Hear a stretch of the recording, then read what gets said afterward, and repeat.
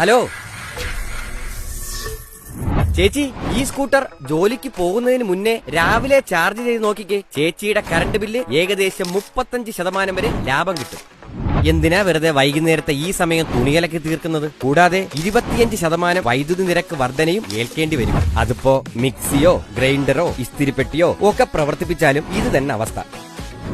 പ്രതിമാസം 250 യൂണിറ്റിൽ അധികം ഉപയോഗമുള്ളവർക്ക് വൈകുന്നേരം 6 മണിക്ക് ശേഷമുള്ള മണിക്കൂറുകളിൽ 25% അധിക നിരക്ക് ബാധകമാണ്. എന്നാൽ രാവിലെ 6-നും വൈകുന്നേരം 6-നും ഇടയിൽ 10% കുറവ് നിരക്കിൽ വൈദ്യുതി ഉപയോഗിക്കാൻ കഴിയും. അല്പം ശ്രദ്ധിച്ചാൽ പോക്കറ്റിലെ പണം മിച്ചം പിടിക്കാം എന്ന് സാരം. KSEB, കേരളത്തിന്റെ ഊർജ്ജം.